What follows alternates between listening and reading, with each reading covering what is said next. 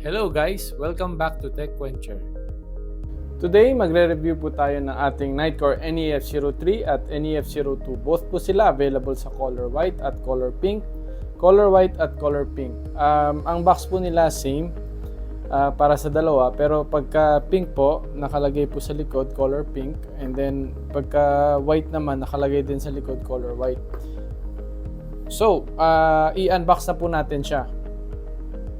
So ito guys, after i-unbox, ito po ang laman ng kada package. So lahat po sila ang kasama, same po, may isang manual, isang charging cable, at yung actual product itself.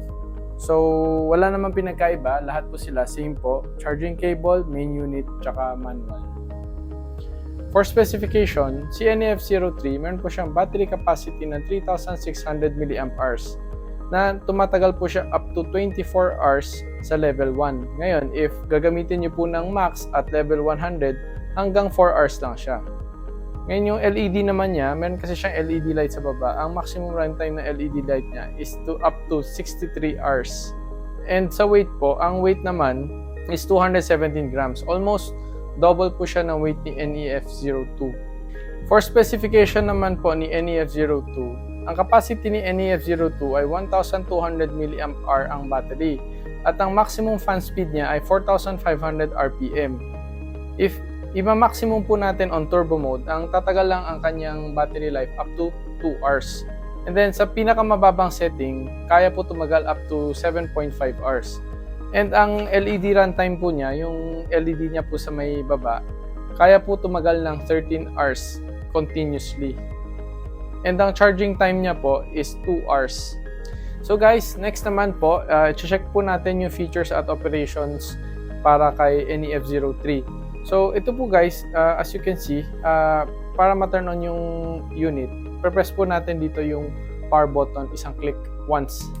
So as you can see, na-indicate na po ang speed level at ang battery level ng unit. So kung gusto po natin taasan ng speed ng fan, ikutin po natin to pataas, makikita nyo po, umaakyat po siya dahan-dahan hanggang umabot po ng 100. So sa 100 po, 34 kilometers per hour na po yung speed ng hangin niya. And then as you can see, bumabalik po siya sa battery indicator.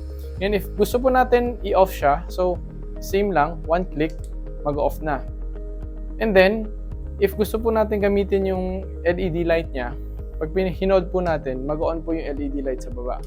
Yung LED light sa baba, hindi po siya parang flashlight na sobrang lakas ng ilaw. So, most likely po, bagay po siya pang night light.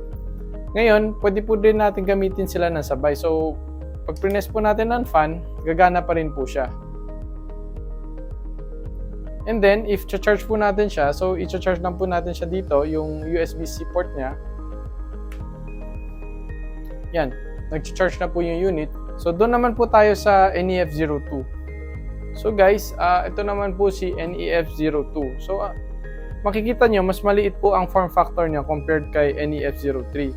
Ngayon, paano po natin siya i-operate? So first of all, unlike kay NEF03 na may knob, siya po is button lang. So first click is low, and then second, medium, high, and then turbo. And then i-off po natin, isang click ulit. So basically, nagsa-cycle po siya dun sa mga modes niya na level 1, 2, 3, 4 hanggang mag-off po.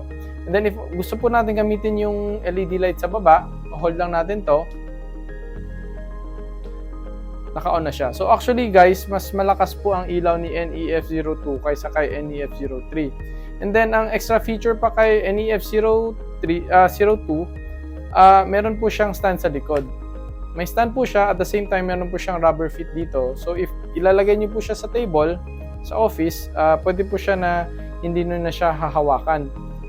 Ngayon, paano po natin siya i-charge? So may USB-C charging cable sa gilid na pag plinag po natin, magiging color red. Once po full charge na siya, magiging color green po siya. So, final thoughts po namin regarding sa item, if gusto nyo po ng fan na malakas at medyo okay lang sa inyo na yung weight niya, you could go for NEF03. At the same time, kung gusto niyo naman po na medyo magaan, na portable at pwede po i-stand siya, na may kasamang stand sa likod, you go for NEF02. Both naman po sila maganda guys, it's just depende po siya sa application nyo saan nyo gagamitin. And yung pink po niya, hindi po siya yung very bright pink. Very light po, very minimalist po ng dating niya. Same po sa white. And then, on another note, yung LED light po ni NEF02, mas malakas po kay NEF03. So ito guys, naka-on na po yung ilaw nila. Makikita nyo po, mas malakas po talaga yung ilaw ni NEF02 compared kay 03. So basically, ang use lang naman ng light niya is for emergencies. Ang ilaw po ni NEF03, bagay po siya sa mga pang-illuminate lang po ng table nyo for night light. And then if kailangan nyo po ng medyo mas malakas konti na ilaw, yun po yung kay NEF02. But hindi po sila kasing lakas ng flashlight natin na yung umaabot po ng mga 1,000 lumens, ganyan. Mababa lang po siya. I think nasa 10 to 40 lumens lang. Kasi hindi po stated sa manual niya. Pero both po sila is for emergency use ng ilaw. So dito na po nagtatapos ang aming video. Salamat po sa lahat ng nanood at see you on our next video.